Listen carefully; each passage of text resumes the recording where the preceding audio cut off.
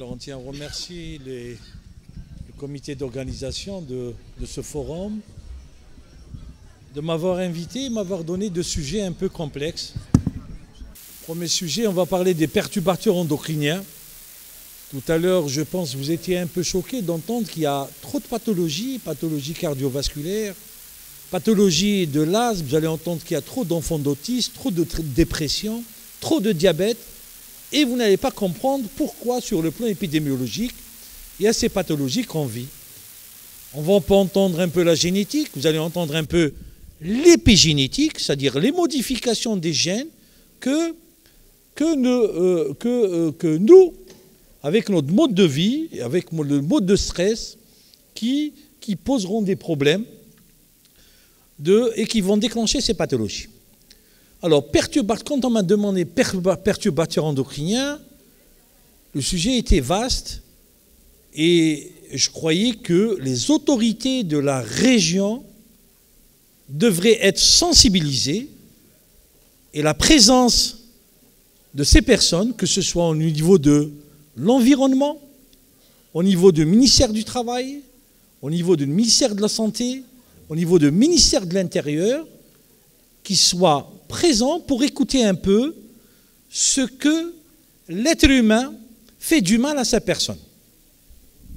Bismillah ar-Rahman ar-Rahim, le bon Dieu a dit وَمَا ظَلَمْنَاهُمْ وَلَكِنْ كَانُوا أَنفُسَهُمْ يَظْلِمُونَ.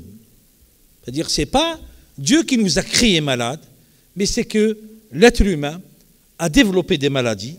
Et de là, j'ai essayé de développer ce type de sujet en parlant seulement de la stérilité. En partie, je vais passer sur les autres pathologies. Alors, on m'a demandé perturbateurs endocriniens et stérilité. Sur le plan nosologique, déjà, il faudrait définir c'est quoi un perturbateur. Et je vais prendre la définition classique de l'OMS pour dire que les perturbateurs endocriniens, c'est des substances chimiques de synthèse ou d'origine naturelle, étrangères à l'organisme, qui sont susceptibles d'interférer sur le fonctionnement du système endocrinien.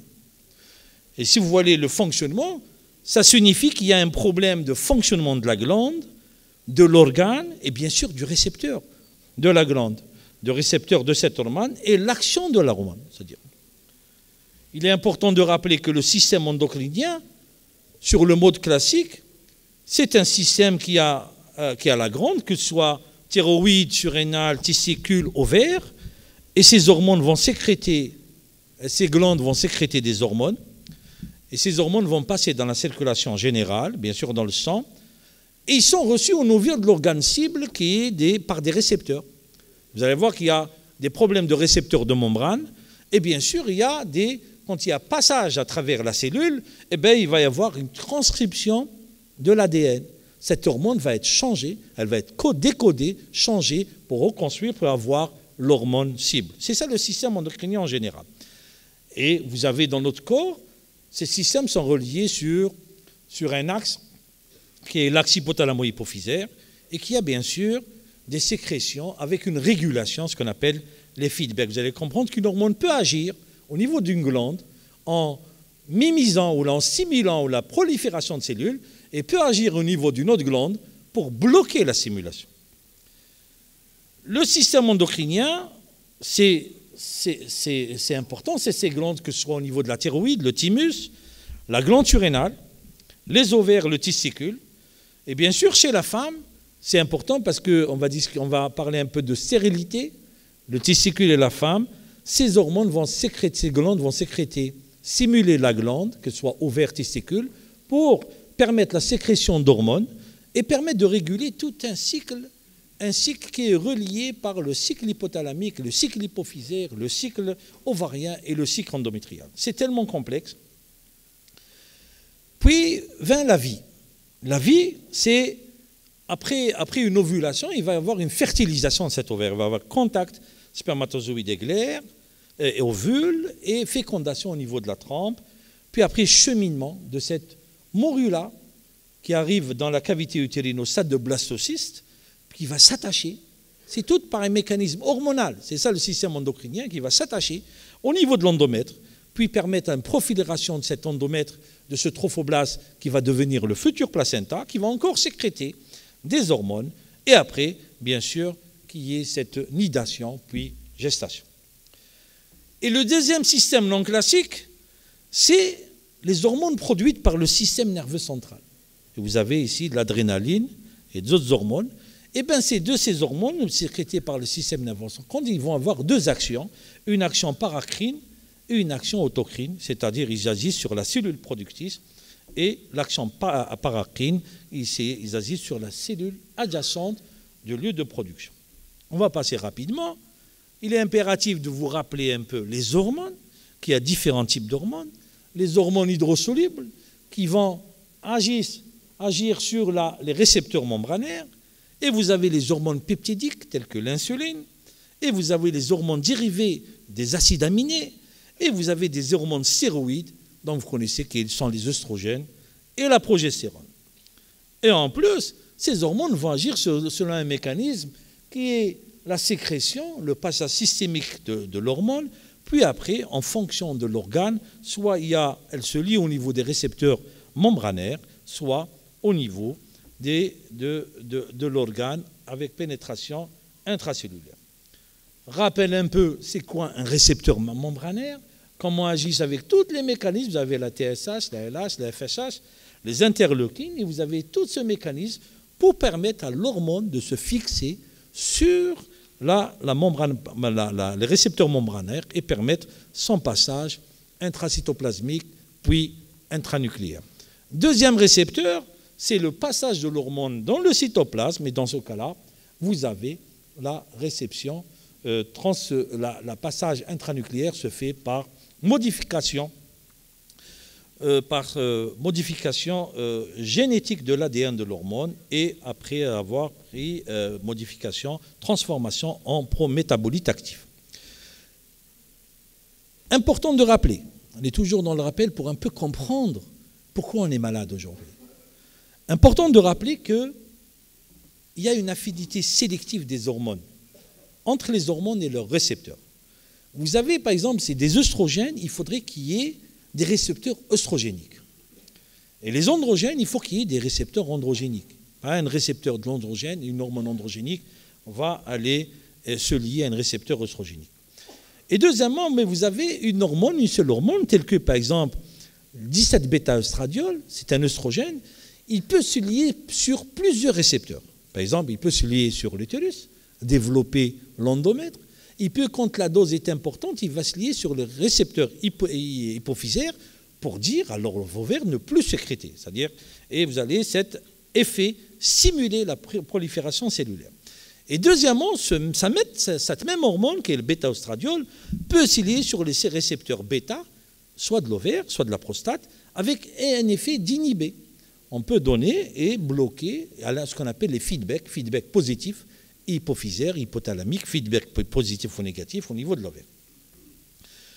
Les hormones sexuelles mâles, les androgènes, la forme active, la dihydrotestostérone, principalement sécrétée par la surrénale, la testicule surrénale, mais aussi une petite quantité par l'ovaire, c'est-à-dire la femme sécrète de la testostérone. Rôle important, différenciation sexuelle. C'est-à-dire rôle important, quand il y a la testostérone en quantité normale, c'est-à-dire qu'il y a des récepteurs à la testostérone, l'être humain ou le fœtus va se développer mal. Il faut qu'il y ait la testostérone. C'est-à-dire même in utero, vous allez comprendre les différentes malformations qu'on va voir à l'âge adulte. Vous allez comprendre pourquoi on est stérile maintenant, dans nos jours, il y a beaucoup de stérilité masculine. Et cette hormone qui est importante, il faut qu'elle soit sécrétée déjà in utero, pendant la vie fœtale. Et deuxièmement, la sécrétion testiculaire dans le deuxième mois de l'embryon. L'embryon va sécréter la testostérone déjà in utero pour développer l'organe sexuel masculin et bien sûr renforce la puberté, renforce la puberté et la spermatogénèse. Et quand il y a un défaut de sécrétion de cette hormone, ou quand l'action de l'hormone ne se fait pas, même si elle est en quantité, eh bien, il y a un défaut de sécrétion, il va y avoir une anomalie ce qu'on appelle les pseudo-hermaphrodismes. Deuxièmement, les pathologies qu'on peut voir, eh bien, quand il y a le manque ou l'absence d'effet de l'hormone, eh bien, vous allez avoir les cryptorchidie ou les ectopies séculaires, qu'on en voit maintenant de plus en plus, les hypospadiases, je vais vous montrer c'est quoi une hypospadiase, les anomalies, même si on est normal sur le plan morphologique, il y a les anomalies de spermatozoïdes en quantité, en nombre et en qualité. Et dernièrement, les cancers du testicule qui font ravage de nos jours. Les hormones stéroïdes féminins, eh ben, c'est les œstrogènes, bien sûr, et la progestérone. Œstrogènes produites principalement par l'ovaire et la surrénale. Formation du système reproducteur féminin, il faut qu'il y ait des œstrogènes, il ne faut pas qu'il y ait de la testostérone, il faut qu'il y ait des œstrogènes pour qu'il y ait l'absence des développements de canaux de Müller et absence de l'ovaire. Cet ovaire, le testicule ne devient pas ovaire. Caractère sexuel secondaire à la puberté, il faut qu'on soit femme, il faut qu'il y ait l'œstrogène. Et bien sûr, un rôle de la croissance osseuse, maintenant on comprend un peu les pathologies qu'il y a, pathologie rhumatismale, les pathologies, la rareté, le rachitisme, l'ostéoporose, d'accord? Et le rôle de maturation du sperme dans l'épididyme, bien sûr la rétention de sel et l'augmentation de taux de mauvais cholestérol. C'est-à-dire, si vous n'avez pas d'œstrogène, eh bien vous avez le mauvais cholestérol dans le sang qui ne permet pas de faire circuler ce cholestérol, et dans ce cas-là, vous allez avoir des problèmes d'athérome et de maladies cardiovasculaires qu'on a vues. La progestérone, eh bien, la progestérone, c'est une hormone de gestation, c'est-à-dire elle est sécrétée par l'ovaire pour permettre une maturation de la phase lutéale, le corps jaune, et bien sûr le placenta, pour qu'il y ait une bonne gestation.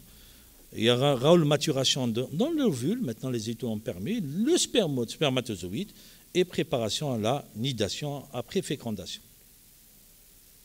Ça, c'est un petit rappel important pour comprendre un peu les hormones, où elles vont agir avec les récepteurs, que ce soit membranaires, que ce soit nucléaires. Maintenant, je reviens au sujet, mon sujet, les perturbateurs endocriniens. C'est-à-dire, quels sont les éléments qui peuvent perturber une hormone depuis sa sécrétion au niveau de la glande, pendant son cheminement, jusqu'à son action et modification, soit par excès, soit par défaut. Alors, perturbateurs endocriniens, terme apparaissant déjà en 1991, on commençait à s'inquiéter.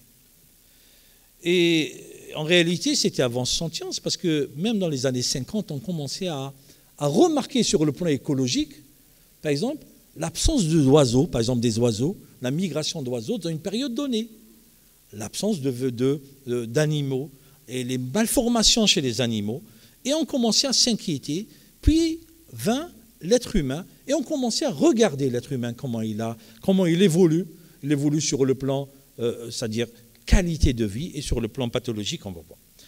Deuxièmement, toujours pas de consensus sur le plan de définition. Alors, il y a des auteurs qui ont pris des définitions d'ordre mécanistique, ça veut dire. Alors, il y a les Américains, c'est toujours les premiers qui commencent à découvrir, à intervenir, à différencier, à définir. Alors, les Américains ont défini ces perturbateurs comme des agents exogènes. Tout à l'heure, j'ai dit que ça peut être des agents internes, des agents exogènes, et qui interfèrent dans la production, la libération, le transport, etc. Mais ça a été un peu vaste, jusqu'à... Il y avait des discussions toujours, et des gens qui discutent un peu de définition. Cette définition, on l'a délaissée parce que ne tenait pas compte des agents exogènes, ne tenait compte que les agents exogènes. Il n'y avait pas des deux, parce que si vous sécrétez trop d'hormones, par exemple, il y a dans votre corps, vous allez avoir par exemple une thyroïde, une hyperthyroïdie sans qu'il y ait des facteurs extérieurs. Tout à l'heure, on a parlé d'hypertension. Il y a probablement, sur le plan physiopathologique, des sécrétions d'hormones qui vont agir sur la vasoconstriction ou vasodilatation, au manque d'absence de vasodilatation. Et de là, sur le plan physiopathologique, on comprend, mais sur le plan épidémiologique, on ne comprend pas. On ne comprend pas pourquoi on est devenu hypertendu. On n'est pas né hypertendu, mais on l'est devenu. Pourquoi? Même chez les jugés qui font du sport, qui ne sont pas obèses, ont de l'hypertension aussi. Donc, on a délaissé un peu cette définition. Deuxième définition en termes d'effet, c'est-à-dire quand il y a un effet, et de là, l'Union européenne qui a intervenu en 1996 pour dire substance exogène qui entraîne des effets délétères sur l'organisme et en vivant ou sa descendance. Maintenant, on commence à intervenir, c'est-à-dire de nos jours, si nous on est malade, parce qu'il y a un risque probablement dans notre génération, par exemple, nos aînés avaient probablement pris quelque chose, ou avaient mangé quelque chose, ou bien le mal vécu de nos aînés. Maintenant, on voit la pathologie chez nous. D'accord ? On a commencé à s'inquiéter. Puis le programme 2002 de l'International sur la sécurité chimique a défini une substance ou un mélange exogène altérant les fonctions du système endocrinien, induisant ainsi des effets nocifs sur la santé de l'organisme, sur sa descendance ou dans des sous-populations. Maintenant, on commence à devenir un peu, ça commençait à devenir un peu inquiétant parce que ce n'est pas la descendance, mais c'est toute la population qui risque d'être malade de ce fait de ces perturbateurs endocriniens. Et sur le plan maintenant environnement, eh ben, c'était cette américaine biologiste, Charles Carlson, qui a publié déjà en 1962. Elle commençait à s'intéresser sur la disparition des oiseaux. Et par exemple, ils étaient absents au printemps, ils venaient, ben, ils ne venaient plus. Et là, on commençait à s'inquiéter sur les résidus des pesticides qu'on utilisait auparavant et qui tuaient ces animaux. Et ces résidus de pesticides, de pesticides de synthèse, c'est-à-dire que l'être humain fabrique, eh ben, ils sont liposolubles et susceptibles de s'accumuler dans les organes. C'est-à-dire on trouvait dans ces pesticides le reste au niveau de la surrénale, les glandes sexuelles et la thyroïde. Vous savez, ça commençait à toucher un peu le système endocrinien qui commençait à être perturbé. Comment agissent ces perturbateurs ? Eh bien, ils agissent soit en bloquant les récepteurs des hormones, c'est-à-dire ils deviennent des antagonistes, soit ils miment les effets naturels des organes, ça devient des analogues, ou bien ils modulent la synthèse et le transport de ces métabolites. C'est-à-dire, soit ils sont contre l'hormone, ils bloquent, et même si vous êtes normaux, il n'y a pas de pathologie de la glande, eh bien, il y a une hyposécrétion. Soit ils vont simuler, dans ce cas-là, vous allez avoir une hypersécrétion, soit, même s'il y a une sécrétion normale, eh bien, vous avez un problème de récepteur. Maintenant, on va comprendre pourquoi l'hormone elle est présente, la glande n'est pas malade, mais on est malade, il n'y a pas d'action de cette hormone, et ils agissent soit au niveau du transport, du métabolisme, sans agir sur les récepteurs. Les principaux récepteurs, au début,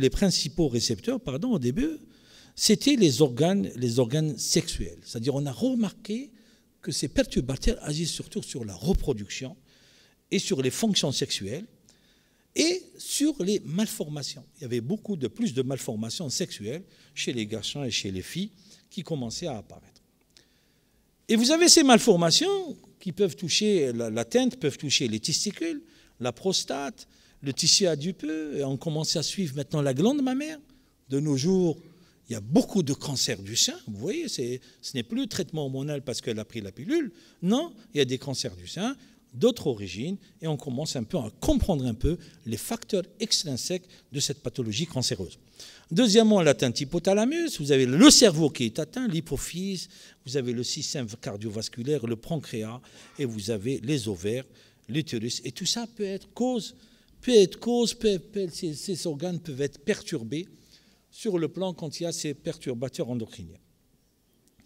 Alors, ça explique un peu comment explique la dysgénésie gonadique, les syndromes dysgénésiques des ovaires, des testicules, en expliquant que l'atteinte, elle est plus importante pendant la gestation, c'est-à-dire surtout chez la femme enceinte. D'accord ? C'est l'atteinte la plus importante et la pathologie va se voir à l'âge adulte. Un peu la physiopathologie pour expliquer un peu l'ectopie testiculaire et ses anomalies. Et chez la femme, vous allez avoir toute cette pathologie qu'on voit, surtout l'endométriose. Maintenant, c'est une pathologie qui fait ravage dans le monde.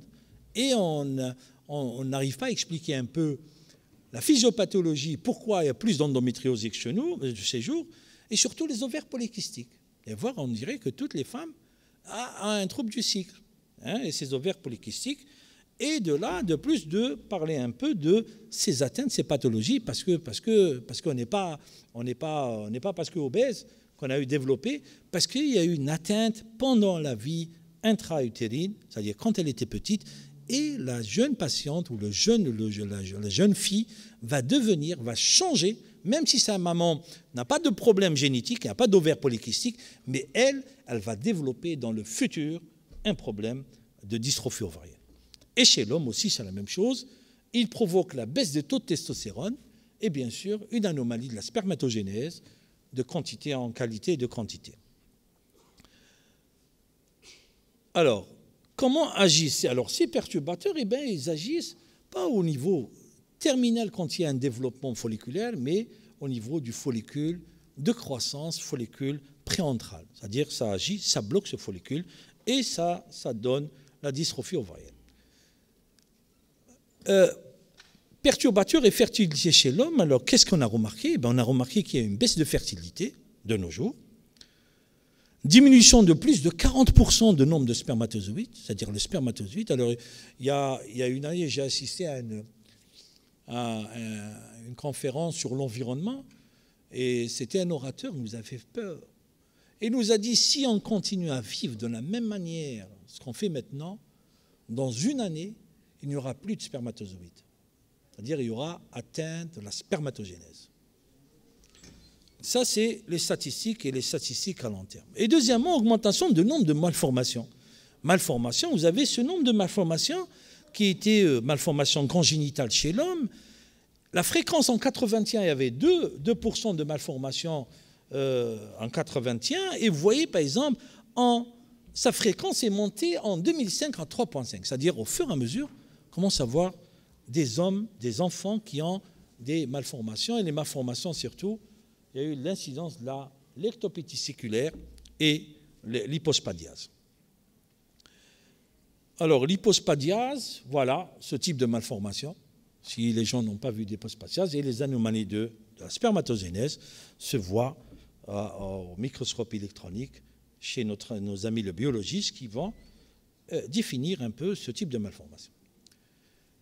Eh bien, il n'y a pas que la stérilité. On a commencé à chercher, on est allé encore plus loin, et on a trouvé qu'il y a l'infertilité masculine et l'infertilité féminine.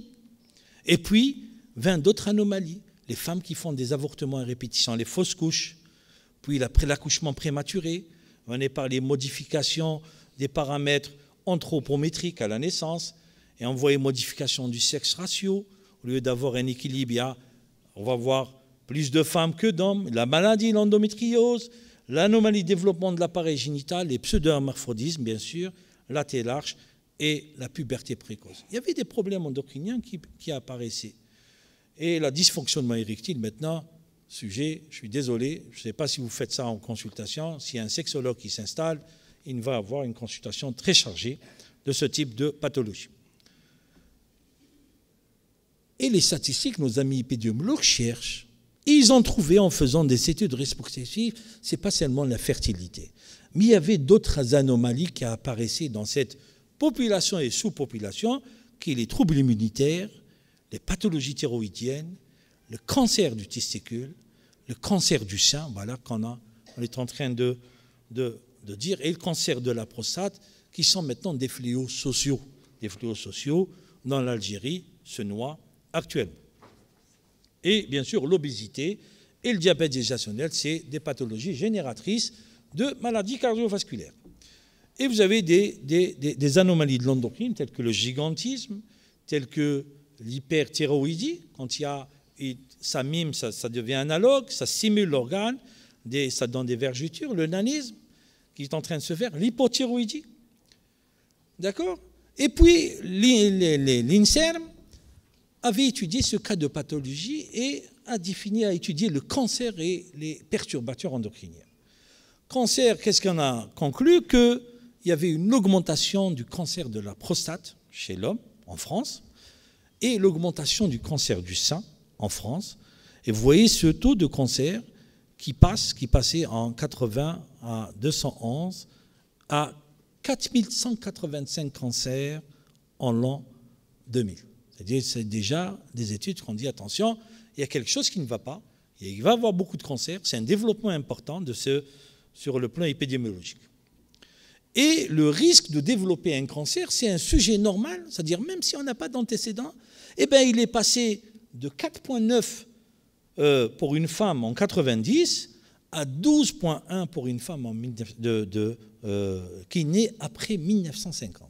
Maintenant, on a défini un peu la période où il y avait un problème sociétal ou un problème de comportement de la société.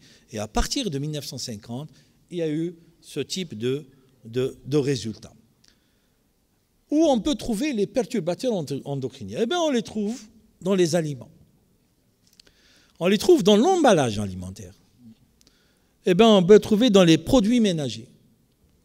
Eh bien, on les trouve dans les produits cosmétiques. Et tous les produits en plastique ou matière synthétique. C'est-à-dire qu'on conclut, les perturbateurs endocriniens sont largement présents dans notre environnement. On vit avec les perturbateurs endocriniens. Et vous avez des sources d'exposition telles que naturelles, les phytoœstrogènes, tels que le soja, les isoflavones, les mycoœstrogènes, s'ils sont produits, c'est des champignons produits par les aliments, les moisissures. Vous avez les zéralénones, c'est les protéines secs produites par le maïs qui servent à l'élevage bovin. Vous avez des hormones naturelles animales et vous avez l'œstradiol.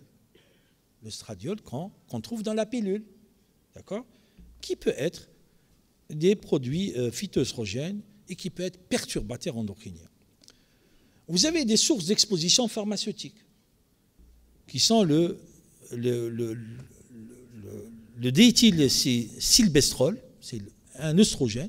À l'époque, on traitait les femmes qui faisaient des menaces d'avortement, des accouchements. C'était cool, le temps. Je conclue, parce qu'il est encore lent ce topo. Allez, je vais aller un peu vite. Hein? Allez. On rallonge, il n'y a pas de problème. D'accord. Alors, vous avez des produits dentaires présents dans chez nos amis dentistes, le bisphénol.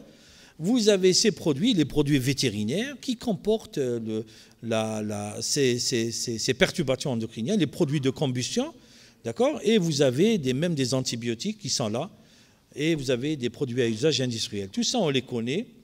On les connaît, ces produits, et qui peuvent entraîner, voilà, vous avez ces produits qui sont utilisés dans notre vie au quotidien. Les produits domestiques, vous avez les phtalates, tout ce qui est plastique, hein, d'accord? D'autres produits qui sont là, alors de nom chimique un peu barbare, mais qui sont utilisés dans les produits de tous les jours, surtout le parabène. D'accord? Le parabène, vous avez ici une image qui veut dire attention, danger, il faut lire la composition de tout ce que vous mangez, même l'emballage qu'il y a de ce qu'il y a. Alors, vous avez l'arsenic, le cadmium, les produits phytosanitaires qu'il y a. Vous avez les organochlorés, tels que le DDT, les pesticides pour traiter les parasites végétales. Alors, par exemple, vous avez les polychlorés, biphényles, etc. C'est des composés, des isolants thermiques qui sont interdits en France maintenant, c'est à base les appareils, d'anciens appareils de batteries. D'accord? Maintenant, on fait la rechape des batteries. Maintenant, il y a des sociétés qui font la rechape des pneus. La rechape, c'est que ça doit être interdit. Vous avez les alcafinols, etc. Tout ce qui est adjuvant en matière d'industrie textile, les stabilisateurs, la peinture à l'eau, etc.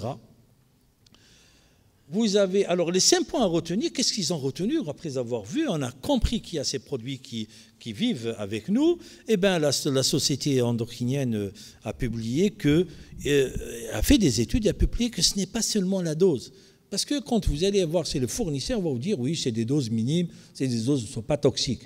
Mais attention, on vous dit que ce n'est pas seulement la dose qui fait le poison, mais c'est la période de gestation. C'est-à-dire, si c'est une femme enceinte, va prendre par exemple du thé chaud dans un verre de plastique, eh bien, ça va sécréter ces produits, et ces produits vont passer dans le sang. Et pendant la vie de gestation, elle ne va rien ressentir, l'enfant va naître normalement, et dans le développement, il va avoir des problèmes ultérieurement. Et on va vous dire, attention, il n'y a pas seulement des effets, il y a l'effet direct, mais il y a l'effet indirect, c'est-à-dire l'effet différé, je suis obligé de rappeler, et l'effet cocktail. C'est quoi l'effet cocktail? Dans le même produit, vous pouvez avoir 3 ou 4 agents toxiques, et quand les agents toxiques, quand il est seul, il ne va pas agir, mais s'il est avec d'autres agents toxiques, eh bien, ils vont produire ces perturbations. La relation dose à effet est linéaire et pour dire attention, ce n'est pas de forte dose, mais c'est de petite dose. Alors, la fenêtre d'exposition, je vais aller rapidement pour vous dire attention, c'est la période de gestation qui est importante. L'effet différé, c'est le stade de développement observé quelques années plus tard, c'est-à-dire vous êtes normaux à l'âge de 20 ans et à 40 ans, vous allez développer une pathologie qui a un rapport avec les perturbateurs endocriniens. Voilà, tel que... Alors, il y a des produits qui sont, par exemple, interdits. Le PCB est interdit en 87.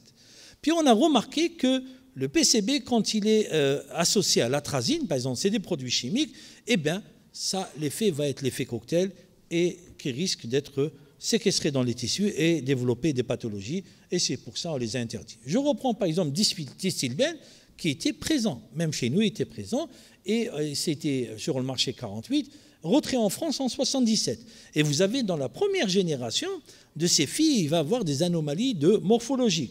Et vous avez ce qu'on appelle les filles Distilbène ou garçons Distilbène, ils vont avoir des anomalies, soit ce qu'on a décrit tout à l'heure, et ces anomalies a été maintenant, on parle de première génération, deuxième génération, troisième génération.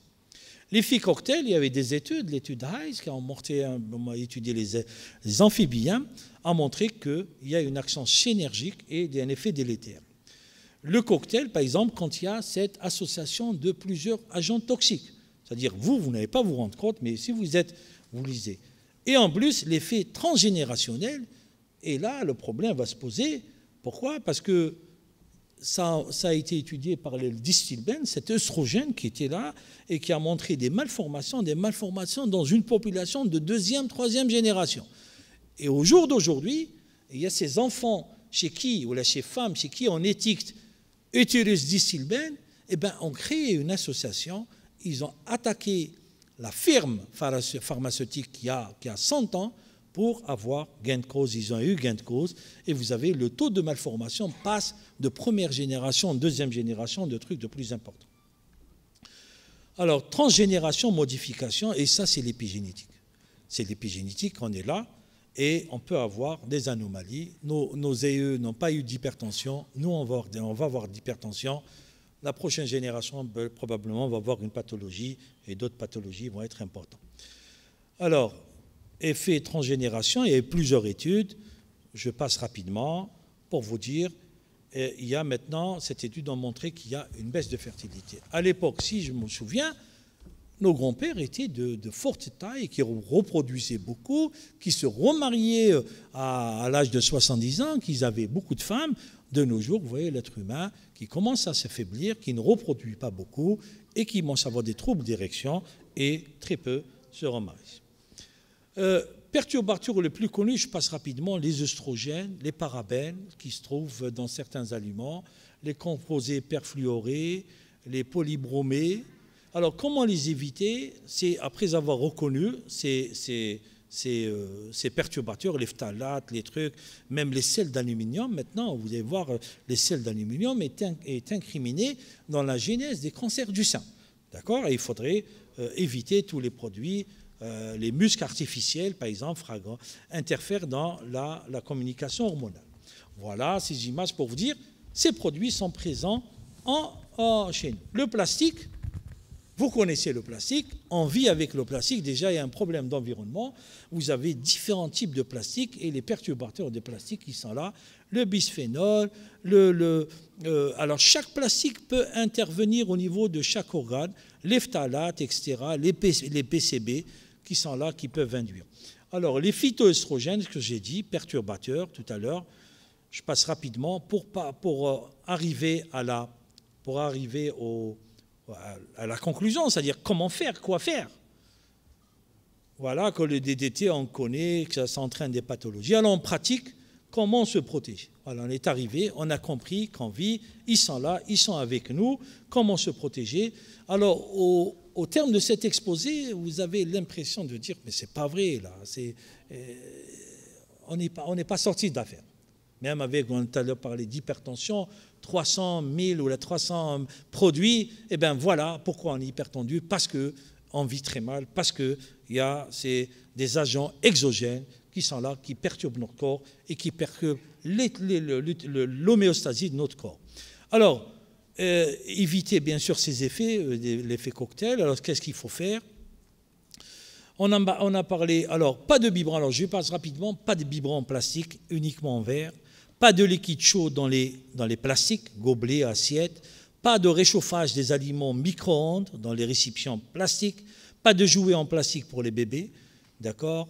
Pas de consommation importante de poissons de rivière pour les femmes, pour les régions où il y a pour les femmes enceintes, c'est-à-dire on déconseille. Attention au papier thermique pour les caissières et trouver des alternatives aux phtalates, bisphénol pour le matériel médical, c'est-à-dire on dit. Et on vous dit, regardez tout ce qu'il y a, les produits en plastique, regardez, reconnaître le mauvais plastique du bon plastique, d'accord? Et il y a dans certaines exigences commerciales où on exige aux fabricants de noter le type de plastique et de coder, c'est-à-dire reconnaître les codes de plastique, les codes 2, 4, 5, bien sûr, et c'est ça, je pense, ces précautions qu'il faut prendre. Privilégier en matière de meubles, les meubles en bois non traités, éviter l'aggloméré, utiliser les peintures biologiques, éviter à chaque fois possible les plastiques, choisir les tissus naturels tels que coton, lin, et surtout pour les bébés, éviter les retardateurs de flammes, aérer les bureaux où se trouve une imprimante, aérer les rideaux et de douche après l'achat. Voilà, tout ça pour vous dire un peu comment se protéger, mais on arrive à une conclusion qui reste. Ce n'est pas une conclusion de vous, médecins, personne. Non, c'est une conclusion de tout le monde est responsable. C'est le ministère de l'écologie, le ministère du travail, le ministère de la santé, de l'agriculture et bien sûr le ministère de l'Intérieur qui sont là pour vous dire attention et agir à différents niveaux, que ce soit au niveau alimentaire, au niveau de l'eau, au niveau de l'eau, de l'air, au niveau des animaux, au niveau de ce qu'on fait, ce qu'on mange. Voilà, je vous remercie. Je sais que ça a été très astreignant.